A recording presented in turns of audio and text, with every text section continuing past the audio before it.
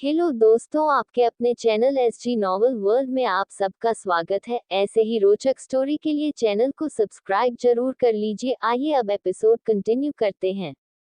Episode 61। Aditya है बदला हुआ। आदित्य आरव को देखता है, फिर ऊपर जाती हुई जिया को देखते हुए बोलता है, क्यों, कुछ प्रॉब्लम है क्या? आरव को ये बात समझ में नहीं आती है। तभी आदित्य उससे दोबारा से पूछता है, लेकिन आरव इस बात को टाल देता है। आरव भी रेडी होकर कॉलेज जाने लगता है। तभी जिया उसे रोकते हुए बोलती है, आरव। आरव उससे बोलता है, जिया, मुझे पता है तुम्हें अजीब लग रहा है, लेकिन शायद हो सकता है कि आदि भाई तुम्हें सिर्फ दोस्त ही समझते हो। और इतना बुरा मत मानो जिया। आदि भाई ही तो है, न तो डरो भी मत, मैं कॉलेज जाकर आता हूँ। जिया को ये बात सुनकर बहुत अजीब लगता है। वो खुद से ही बोलती है, क्या सच में ऐसा है कि आदित्य मुझे सिर्फ दोस्त समझते हैं और कुछ नहीं? लेकिन इन्हें देखकर मुझे खुशी क्यों नहीं हुई? तभी आरोही वहां आ जाती है और वो जिया से बोलती है, जियो, आदि भाई कहाँ है? तो जिया उसे बोलती है, आरू शायद अपने कमरे में। फिर उसके दिमाग में कुछ आता है। वो जल्दी से दौड़कर ऊपर जाती है और आदित्य के रूम की तरफ देखती है, जिसका दरवाजा खुला हुआ था।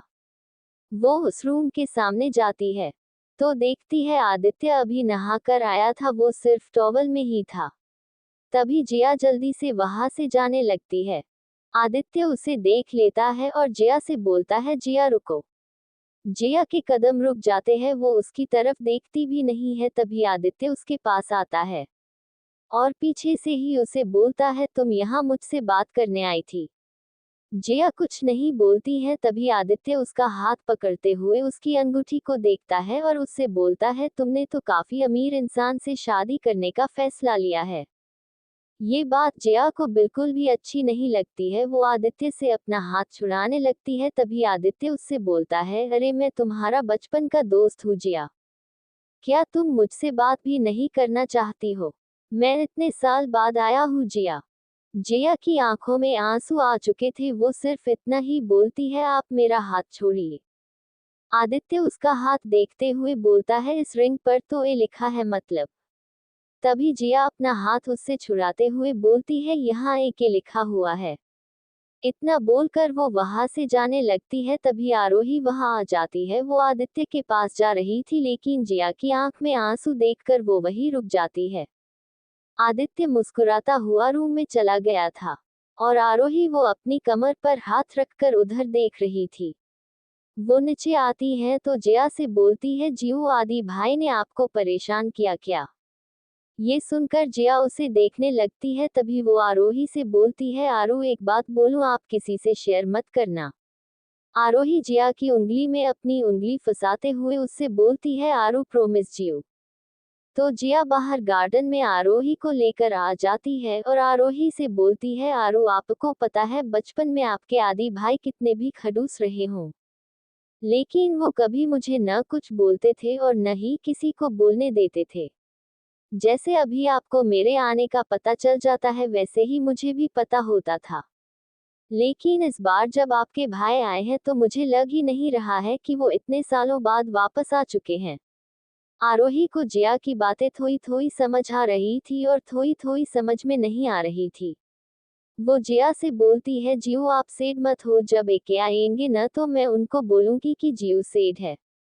जिया आरोही से मुस्कुराते हुए बोलती है, आरो, आपको किसी से बताने की जरूरत नहीं है। अगर किसी को ये सब समझना होता है न तो वो खुद समझ जाता है, जैसे आप समझ जाते हो कि आपकी जियो सेड है। आरोही खड़े होकर खुद को जिया के सामने खुद को दिखाते हुए बोलती है, हाँ जियो, देखो, मैं अब बड़ी हो गई हूँ। मैं आपको समझती हूँ। तो जिया उसके गाल हिलाते हुए बोलती है, हाँ मेरा बच्चा, आप तो बहुत बड़े हो गए हो, जियो से भी बड़े। इस बात पर आरोही और जिया दोनों ही हंसने लगती है।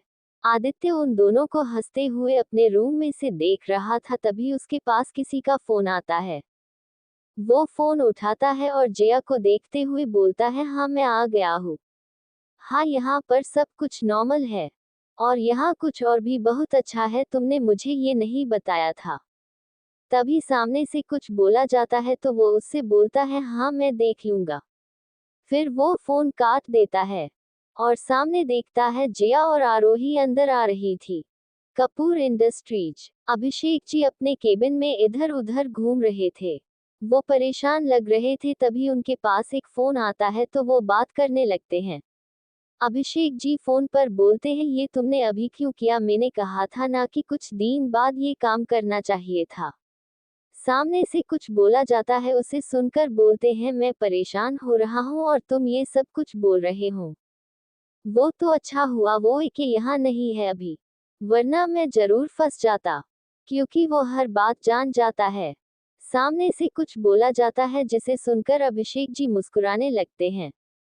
कपूर विला। जिया अपने रूम में थी, तभी आदित्य उसके रूम में आता है। ये देखकर जिया हड़बड़ा जाती है। वो आदित्य से पूछती है, आपको कोई काम था क्या? तो आदित्य उससे बोलता है, जिया तुम मुझसे बात क्यों नहीं कर रही हो? तो जिया उससे बोलती है, नहीं ऐसी कोई बात नहीं है। तो आदित्य उससे बोलता है, ठीक है फिर चलो बाहर चलते हैं, मैं इतने टाइम बाद आया हूँ, सब कुछ देखूं तो। जिया उससे बोलती है, आपको कहाँ जाना है? आप ड्राइवर से बोल दीजिए, वो आपको ले जाएगा।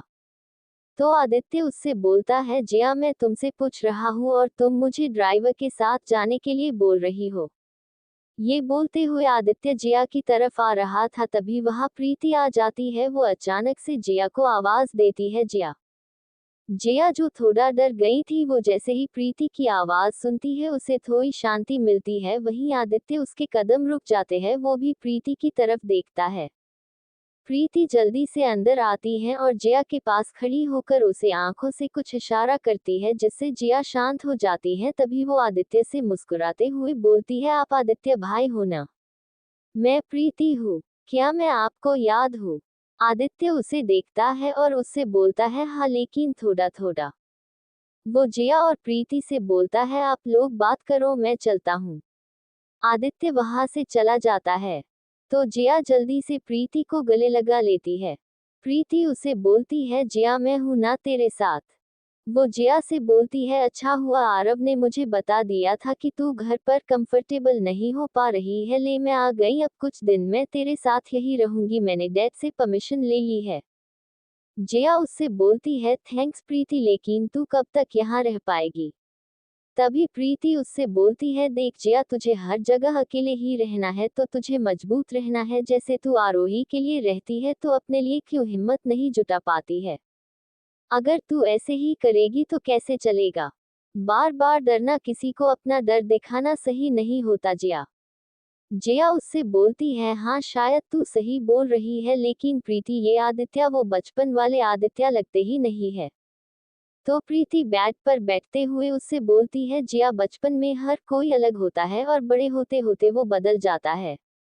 अब तू आरव को ही देख ले, बचपन से वो तुझसे और मुझसे कितना लड़ता था, और अब देख हम तीनों के रिश्ते एक दूसरे से बदल गए। तू आरव एक दूसरे के कितने अच्छे दोस्त हो और मैं और आरव एक दूसरे से प्यार करते हैं। जिया प्रीति की बातें सुन रही थी। वो खुद को मनाने की कोशिश कर रही थी कि शायद सच में आदित्य उससे प्यार न करता हो, शायद वो सच में सिर्फ उसका दोस्त ही हो। तभी प्रीति उससे बोलती है, चल नीचे किचन में मुझे कुछ बना कर खिला, और आरू भी तो नीचे ही है ना। जिया और प्रीति दोनों नीचे आ जाती है। वो दोनों देखती है आरोही ड्राइंग कर रही थी और आदित्य वो उसका हाथ पकड़कर उससे कुछ बनवा रहा था। जिया और प्रीति किचन में चली जाती है। प्रीति जिया से बोलती है, जिया मेरे लिए कुछ बना। तो जिया उससे बोलती है, पहले आरू के लिए चॉकलेट मिल्क बना दूं, फिर तेरे लिए कुछ बनाती हूँ। प्रीति ओके बोलकर वही खड़ी हो जाती है और जिया आरोही को चॉकलेट मिल्क देने चली जाती है। वो देखती है आरोही बहुत बिजी थी, तभी वो आरोही से बोलती है, आरू आपका चॉकलेट मिल्क पी लेना। तो आदित्य जिया से बोलता है, जिया मेरे लिए कॉफी। जिया उसे देखती रही है और वापस से किचन में चली जाती है। तभी प्रीति जिया से बोलती है, जिया तू मेरे लिए कुछ बना, मैं ये कॉफी देकर आती हूँ। जिया उससे बोलती है, तूने कब? तो प्रीति उससे मुस्कुराते हुए बोलती है, जब तुझे आदि भाई बोल रहे थे तब मैंने सुन ली थी उनकी बात, तो मैंने बना दी तुरंत। तू रुक, मैं देकर आती हूँ। जिया वेजिटेबल काटने लगती है और प्रीति वो बाहर आकर आदित्य को कॉफी देती है। आदित्य प्रीति को देखता है, फिर किचन की तरफ देखता है। एपिसोड 62। आदित्य की नजरें सभी पर। जया अपने और प्रीति के लिए नूडल्स बना रही थी। कुछ देर में नूडल्स रेडी हो जाता है तो जया दोनों के लिए लेकर बाहर आ जाती है। वो दोनों डाइनिंग टेबल पर बैठी नूडल्स को खाते हुए बातें कर रही थी। जया बीच बीच में आरोही को देख ले रही थी। फिर वो प्रीति से बात करने लगती है। तभी वो देखती है आदित्य उसे देख रहा है। वो एक बार ये देखती है, फिर अपनी नजरें हटाकर प्रीति से बात करने लगती है। लेकिन कुछ देर में जया की नजर आदित्य पर दोबारा से जाती है और वो देखती है आदित्य उसे ही देख रहा है।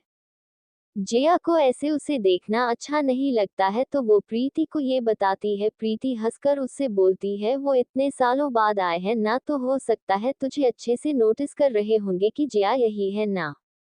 इतना बोलकर प्रीति हंसने लगती है।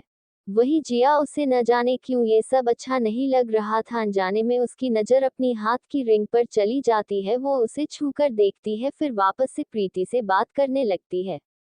लेकिन जब जया से ये सब बर्दाश्त नहीं होता है तो वो अचानक से उठ जाती है। प्रीति और आदित्य दोनों उसे देखते हैं तो जया प्रीति से बोलती है, प्रीति बाहर चले क्या। प्रीति अपने नूडल्स का बाउल लेते हुए बोलती है, ओके चल। जया भी उठ जाती है। जया अपने बाउल को लेकर बाहर चली जाती है। लेकिन प्रीति जो पीछे थी वो रुककर आरोही को देखती है और आरोही से बोलती है, आरोही। आरोही उसे बोलती है, हाँ प्रीति दीदी। तो प्रीति उसे बोलती है, आरोही जीव के हाथ के यम्मी नूडल्स खाने हैं क्या। आरोही कुछ सोचती है, फिर तुरंत खड़ी हो जाती है। वो जल्दी से प्रीति से बोलती है, हाँ मुझे खाने हैं। प्रीति उसकी तरफ अपना हाथ बढ़ाते हुए बोलती है, फिर चले बाहर। आरोही आदित्य को देखती है और अपना चॉकलेट मिल्क का ग्लास हाथ में पकड़ते हुए उससे बोलती है, आदि भाई ये आरू बाद में बनाएगी, अभी आरू जीव के हाथ के नूडल्स खाएगी। आदित्य उसकी तरफ देखता है, फिर प्रीति की तरफ। प्रीति जल्दी से आरोही का हाथ पकड़कर उसे बाहर ले जाती है। बाहर जया गार्डन में थी, तभी आरोही दौड़कर आती है और जया के सामने अपना मुंह खोलकर बैठ जाती है। प्रीति भी वही आकर बैठ जाती है। जया जैसे ही आरोही को ऐसे देखती है उसे हंसी आ जाती है। वो आरोही का मुंह बंद करते हुए उससे बोलती है, क्या चाहिए आरू को। तो आरोही प्रीति की तरफ देखती है। प्रीति जया से बोलती है, वो जया आरोही को अपनी जीव के हाथ के नूडल्स खाने हैं, खिला देना। जया आरोही को देखती है और ओके बोलते हुए उसकी तरफ चम्मच बढ़ाने लगती है। आरोही खुश हो जाती है। तभी जया वो चम्मच अपने मुंह में डाल लेती है। आरोही का मुंह बन जाता है। वो जया की तरफ देखकर उससे बोलती है, जीव। तो जया उससे बोलती है, आरू जीव ने आपके हिस्से के नूडल्स खा लिया, अब आप जीव के हिस्से के चॉकलेट मिल्क फिनिश करो।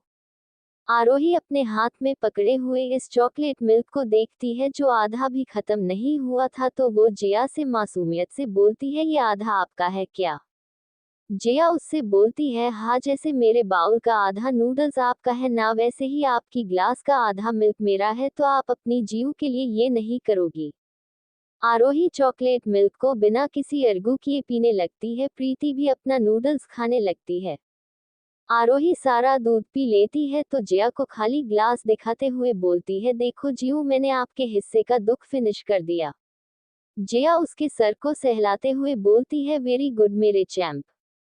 प्रीति अपना नूडल्स खाने में कुछ ज्यादा ही बिजी थी, तभी आरव आ जाता है और प्रीति की चम्मच लेकर उससे नूडल्स खाने लगता है। प्रीति उसके हाथ पर मार देती है तो आरव उसे घूरने लगता है।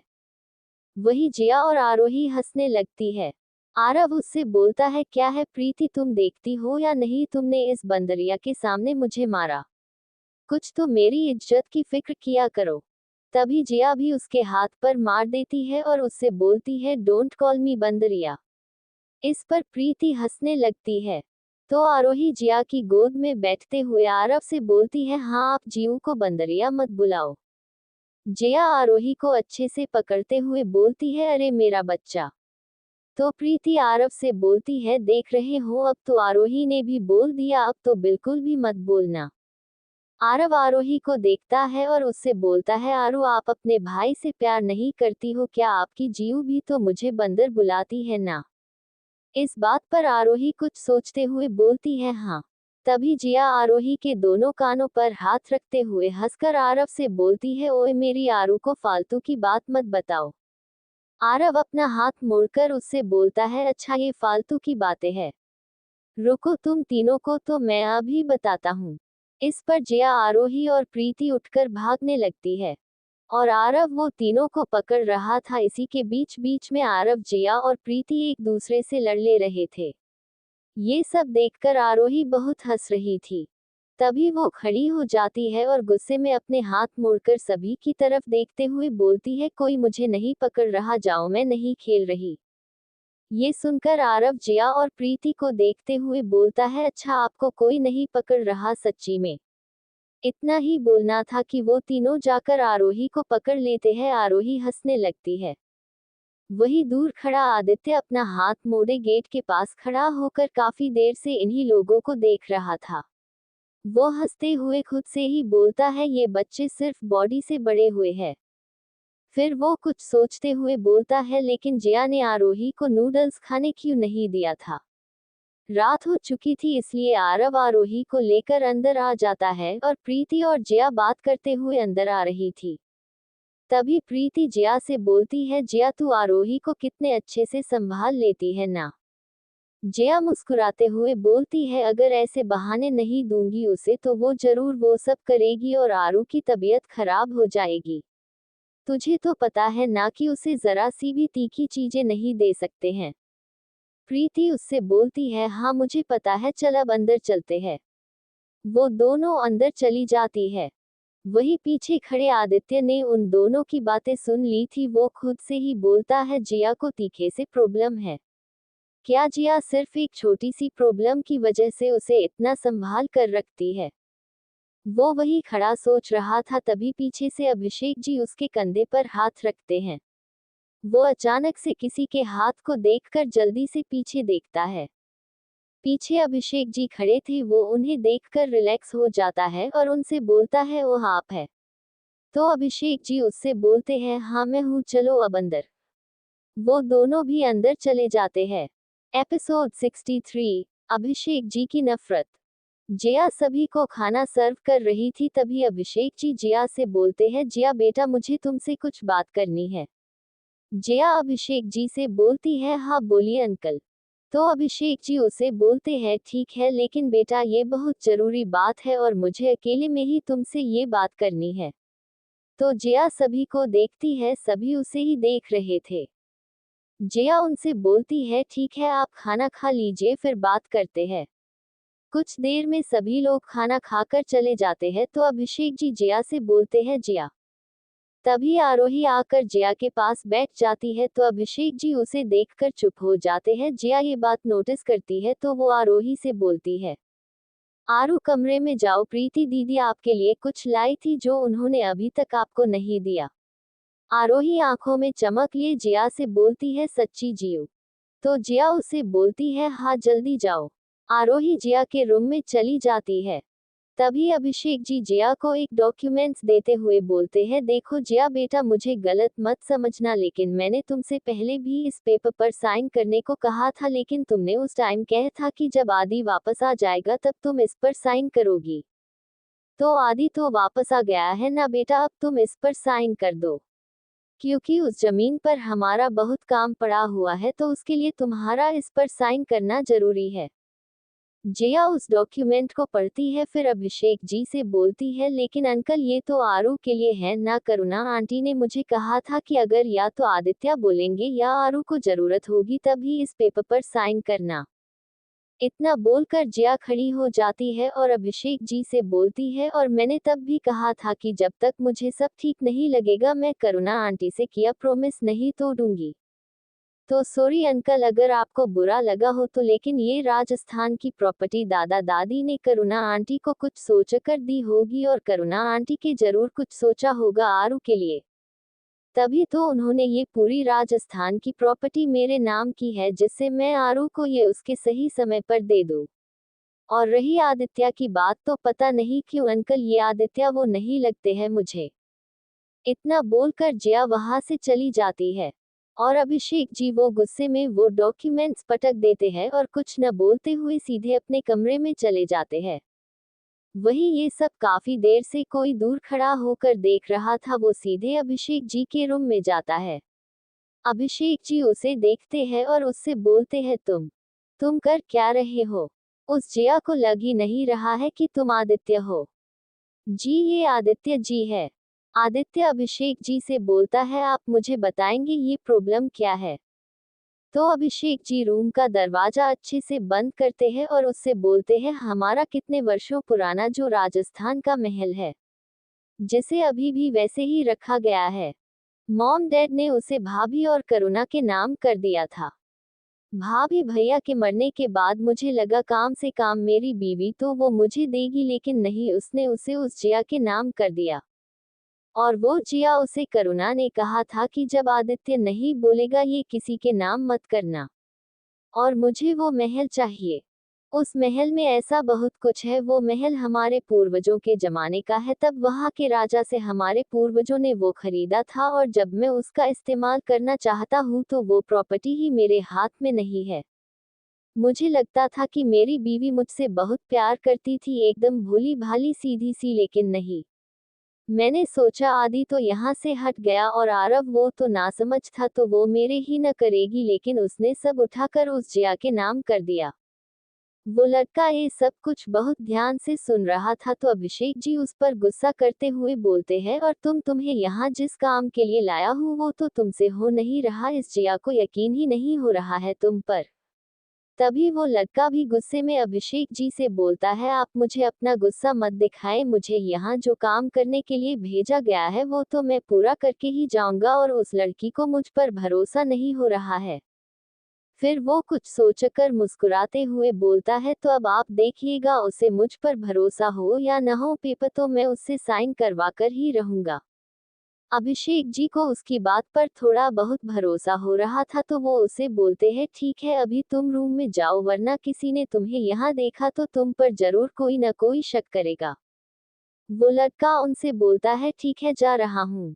और वो आदित्य के रूम के लिए चला जाता है। वो ऊपर आता है तो देखता है जिया सामने खड़ी है। तभी वो भी आकर उसके बगल में खड़ा हो जाता है। जिया उसे देखती है, फिर जाने लगती है, तो वो लड़का उसे रोकते हुए बोलता है, जिया क्या तुम्हें मुझ पर अभी भी भरोसा नहीं है कि मैं आदित्य हूँ? जिया रुक जाती है, वो उसकी तरफ देखती है, और फिर वो लड़का जिया से बोलता है, क्या हमारी दोस्ती में यही भरोसा था कि तुम मुझे पहचान ही नहीं पा रही हो जिया? जिया उसकी बातें सुनती है तो उसे भी एक बार को ये लगता है कि क्या सच में मैं भरोसा न करके गलती कर रही हूँ।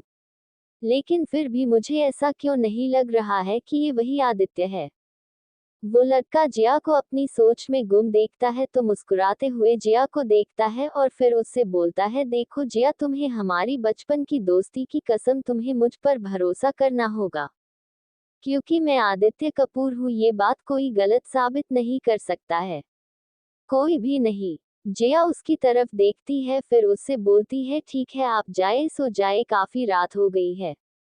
आदित्य वहां से चला जाता है। जिया उसे जाता हुआ देखती है, फिर कुछ सोचने लगती है, लेकिन कुछ देर बाद जिया भी अपने कमरे में चली जाती है। सुबह का समय। जिया सुबह नहाकर बालकनी में अपने बाल सुखा रही थी। तभी उसकी नजर आदित्य की बालकनी में जाती है, जहां आदित्य पुशअप कर रहा था। जिया दूसरी तरफ देखने लगती है।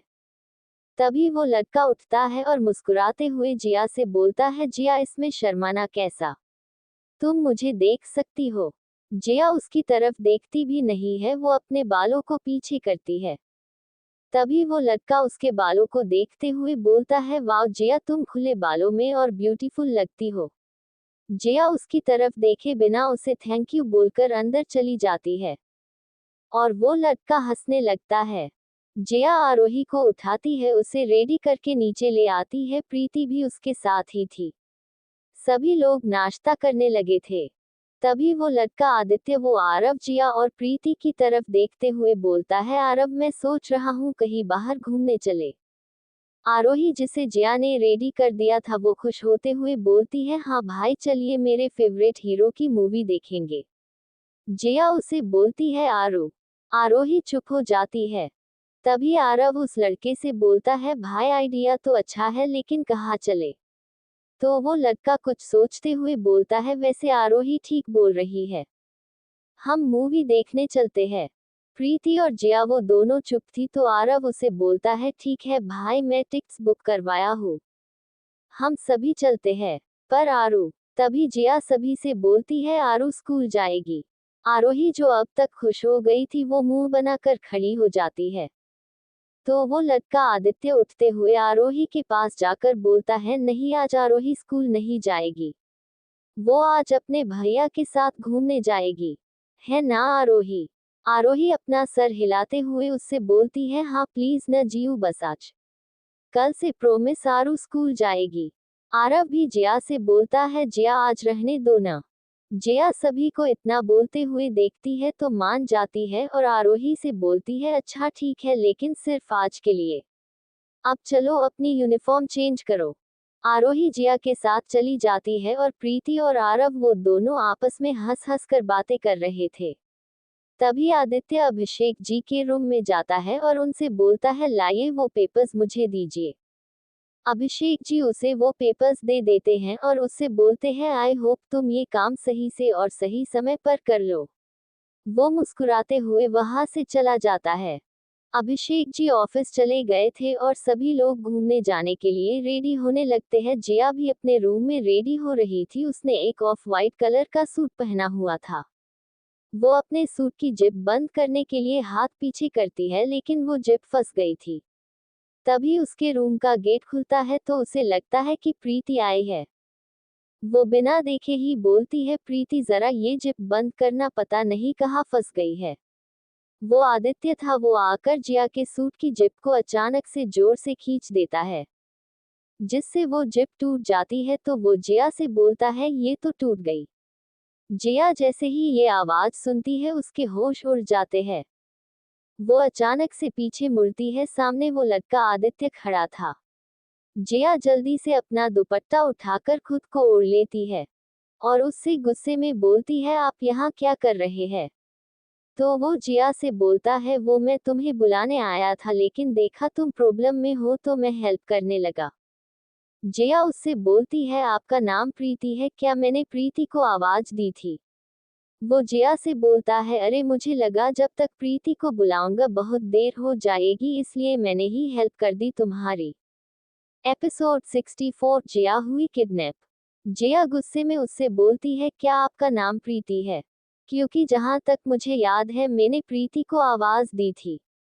वो लड़का आदित्य उससे बोलता है, ये जिया देखो तुम मुझे गलत मत समझो, वो तो मैं अपने रूम में ही था तो मुझे तुम्हारी आवाज सुनाई दे गई, इसलिए मैं तुम्हारी मदद के लिए आ गया। जिया अपने दुपट्टे को अच्छे से पकड़ते हुए बोलती है, मुझे कुछ नहीं सुनना, आपने बहुत मदद कर ली मेरी, अब आप जाए मेरे कमरे से। इतना बोलकर जिया उसे घूरने लगती है तो वो लड़का आदित्य जिया से बोलता है, ठीक है जिया, सॉरी अगर तुम्हें बुरा लगा तो मैं जा रहा हूँ बाहर। वो लड़का बाहर चला जाता है। जिया जल्दी से अपने रूम को अच्छे से बंद कर लेती है और अपने कपड़े बदलने चली जाती है। सभी लोग नीचे जिया का इंतजार कर रहे थे, तभी जिया नीचे आती है, उसने कुर्ती और जीन्स पहना हुआ था। प्रीति जिया से बोलती है, जिया इतना टाइम क्यों लग गया तुझे। तो जिया उससे बोलती है, वो कपड़े नहीं मिल रहे थे मेरे। तभी आरव सभी से बोलता है, अच्छा ठीक है चलो सभी, वरना लेट हो जाएंगे। सभी लोग कार में बैठने लगते हैं। एक कार में आरव और प्रीति थे। उन दोनों को बात करते हुए देखकर जिया उन दोनों की कार में नहीं बैठती। तभी पीछे से आदित्य अपनी कार जिया के सामने लाते हुए बोलता है, जिया आओ बैठो। जिया एक बार उसे देखती है, फिर आरोही को लेकर उसकी कार में बैठ जाती है। पूरे रास्ते सिर्फ आरोही और आदित्य ही बात कर रहे थे, जिया सिर्फ हाँ ना में जवाब दे रही थी। कुछ देर में वो लोग एक बड़े से मॉल के आगे रुकते हैं। आरव और प्रीति अपनी कार से उतरकर आदित्य, जिया और आरोही का इंतजार कर रहे थे। तभी आदित्य की कार आकर वहां रुकती है। आदित्य कार से बाहर आता है, तभी जिया आरोही को कार से बाहर निकालती है, लेकिन आरोही जल्दी से भागकर आदित्य के पास आकर खड़ी हो जाती है।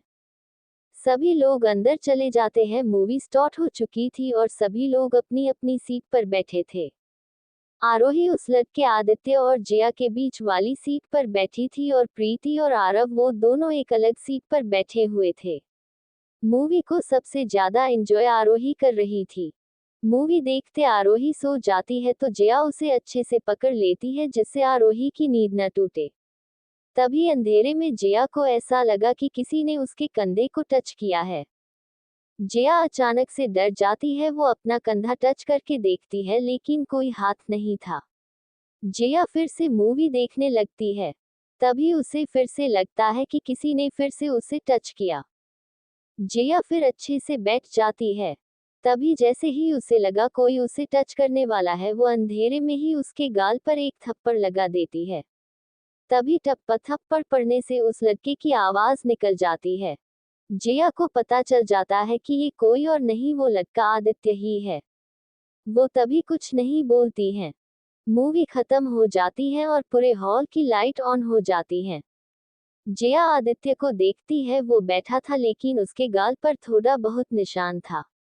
जया को कंफर्म हो जाता है कि अंधेरे में जिसे उसने मारा वो यही है। जया आरोही को उठाती है और सभी लोग बाहर आ जाते हैं। जया एकदम नॉर्मल बर्ताव कर रही थी। आरोही जया से बोलती है जीऊ मूवी कितनी अच्छी थी ना। तो आरव हंसते हुए आरोही से बोलता है हाँ आरू हमें पता है कि मूवी कितनी अच्छी थी लेकिन तुम्हें कैसे पता, तुम तो सो रही थी ना। आरोही जया से बोलती है नहीं जीऊ मैंने पूरी मूवी देखी थी ना, बताओ भाई को।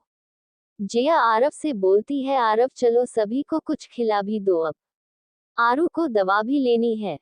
आदित्य जो इतनी देर में कुछ नहीं बोला था, आरव उससे पूछता है क्यों भाई आपको मूवी पसंद नहीं आई क्या।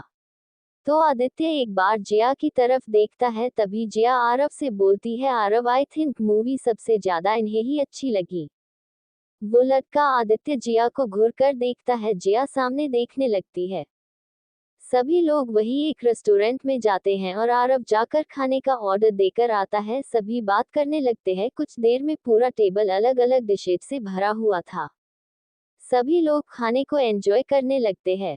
तभी आरोही से गलती से जया के ऊपर जूस गिर जाता है। जया तुरंत खड़ी हो जाती है। आरोही अपने कान पकड़कर जया से बोलती है सॉरी जियो। जया उससे बोलती है कोई बात नहीं आरो। आरव आरू का ध्यान रखना, मैं वॉशरूम जाकर आती हूँ। प्रीति उससे बोलती है चल जया मैं भी चलती हूँ। जया उसे मना कर देती है और खुद वॉशरूम चली जाती है। वो वहां जाकर अपनी ड्रेस साफ करती है और बाहर आती है। तभी आदित्य उसका हाथ पकड़कर खींचकर एक साइड में ले जाता है। जया उसे देखती है तो गुस्से में उससे बोलती है ये क्या बदतमीजी है। वो लड़का आदित्य मुस्कुराते हुए जया से बोलता है अभी तो मैंने बदतमीजी दिखाई भी नहीं है जया। जया उससे अपना हाथ छुड़ाते हुए बोलती है हाथ छोड़ो मेरा। तो वो लड़का आदित्य उसे वो पेपर दिखाते हुए बोलता है इस पेपर पर साइन करो। जया उस पेपर को देखती है और हंसते हुए बोलती है ओह तो आपको भी ये प्रॉपर्टी चाहिए, वाह वैसे लगता है काफी कीमती है ये। वो लड़का जया से बोलता है चुपचाप इस पर साइन करो। तो जया उससे बोलती है मैं इस पेपर पर साइन नहीं करूंगी, और अब तो बिल्कुल भी नहीं, जो कर सकते हो कर लो। वो लड़का आदित्य जया को ऊपर से नीचे तक देखते हुए मुस्कुराता है और उससे बोलता है तुमने मुझे एक नॉर्मल इंसान समझ रखा है क्या, और करना तो मैं तुम्हारे साथ बहुत कुछ चाहता हूँ लेकिन उससे पहले तुम इस पेपर पर साइन करो। जया उसे दूर धकेलते हुए बोलती है नहीं करूंगी साइन और जाने लगती है। तभी वो जया का हाथ पकड़कर उसे मोड़ देता है। जया के हाथ में दर्द होने लगता है तो वो जया के पास आकर उसके कान में बोलता है साइन तो तुम इस पे जरूर करोगी चाहे अभी या कुछ देर बाद। वो जया का मुंह बंद करके उसे कहीं ले जाने लगता है। तभी आरोही जया को ढूंढते हुए वहां आ जाती है। वो सामने ही देखती है कि आदित्य ने जया का मुंह बंद करके उसे जबरदस्ती पकड़ा हुआ है। आरोही जया को देखती है जो उसे आंखों से वहां से जाने का इशारा कर रही थी।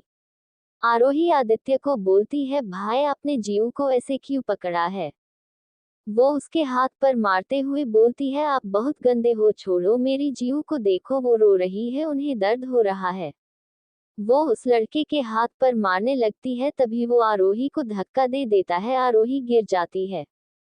वो लड़का जो खुद को आदित्य बता रहा था, वो आरोही को देखते हुए बोलता है, तुम इन सब से दूर रहो वरना तुम भी साथ में आओगी अपनी प्यारी जीव के। इतना बोलकर वो जिया को वहां से लेकर चला जाता है। आरोही रोते हुए उठती है, उसके सर और हाथ में चोट लग गई थी। वो रोते हुए अपनी चोट को देखते हुए बोलती है, जियो आरू को चोट लग गई। वो जल्दी से भागकर आरव और प्रीति के पास आती है, जो हंसते मुस्कुराते हुए बातें कर रहे थे। आरव और प्रीति जैसे ही आरोही की हालत देखते हैं, वो दोनों शॉक्ड हो जाते हैं। वो दोनों जल्दी से आरोही के पास आते हैं। आरव आरोही के माथे और हाथ को देखते हुए बोलता है, आरू बच्चे क्या हुआ, आपको इतनी चोट कैसे लगी? प्रीति आरोही के माथे पर रुमाल लगाते हुए बोलती है, आरोही जिया कहाँ है बेटा, तुम तो उसी के पास गई थी ना। आरव को भी तभी ध्यान आता है, वो भी आरोही से पूछता है।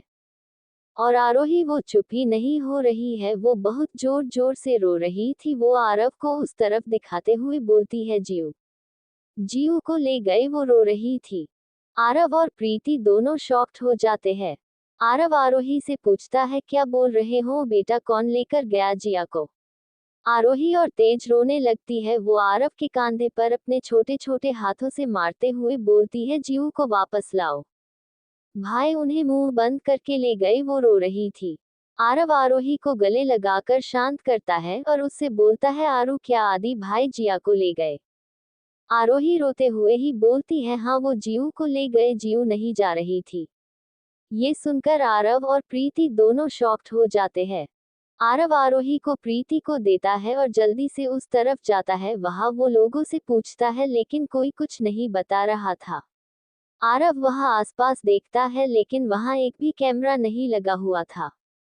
आरव परेशान हो जाता है, तभी उसके दिमाग में कुछ आता है। वो जल्दी से आदित्य को फोन लगाने लगता है, लेकिन आदित्य का फोन स्विच ऑफ हो चुका था। अब आरव को यकीन हो रहा था कि सच में वही जिया को ले गया। आरव प्रीति और जिया के पास आता है। प्रीति उससे पूछती है, कुछ पता चला क्या? आरव उससे बोलता है, प्रीति हमसे बहुत बड़ी गलती हो गई। मतलब वो आदि भाई नहीं था, वो कोई और है। हम इतनी बड़ी गलती कैसे कर सकते हैं यार। एपिसोड 65, आरव की चिंता और अभिषेक जी की बेफिक्री। आरव प्रीति से बोलता है, प्रीति हमने इतनी बड़ी गलती कैसे कर दी यार।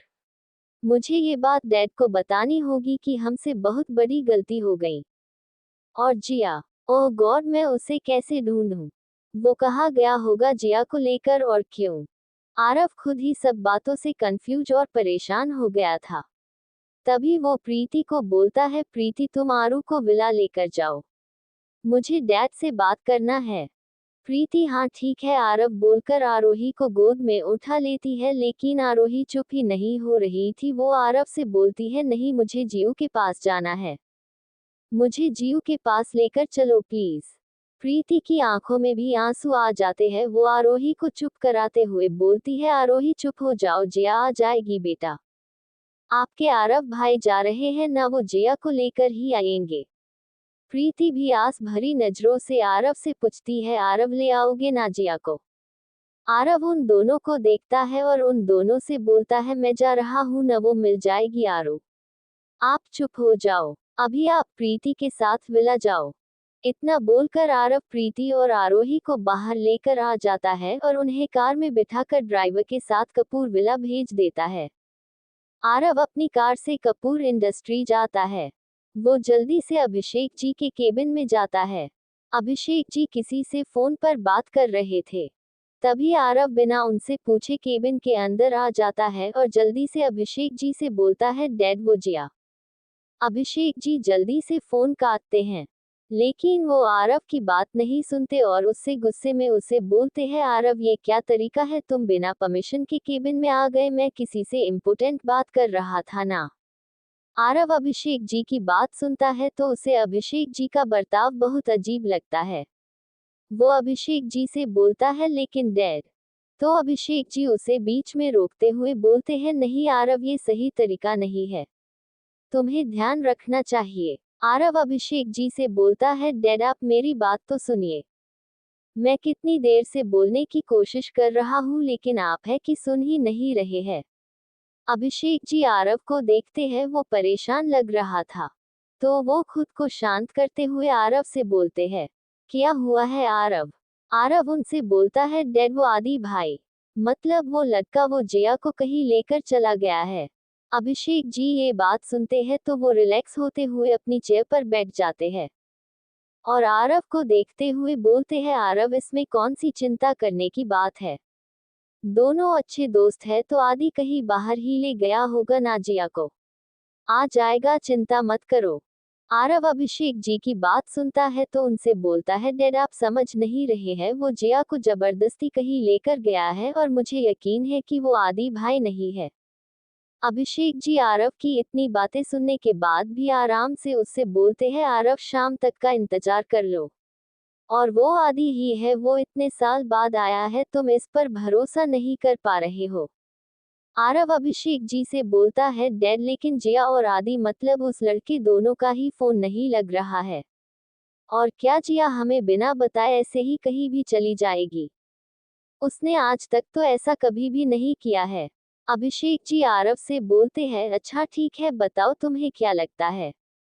तो आरव उनसे गुस्से में बोलता है, डैड आप इतने रिलैक्स कैसे हो सकते हैं? वो जिया को, हमारी जिया को लेकर गया है। वो भी कहा, ये हमें भी नहीं पता है। मैं जा रहा हूँ उसे ढूंढने के लिए। तो अभिषेक जी उससे बोलते हैं, आरव कल सुबह तक का इंतजार कर लो, जिया और आदि दोनों आ जाएंगे। आरव गुस्से में वहां से निकल जाता है। रात होने लगी थी, वो जिया को हर जगह ढूंढ रहा था और बीच बीच में उस लड़के और जिया को फोन भी लगा रहा था लेकिन दोनों का ही फोन स्विच ऑफ था।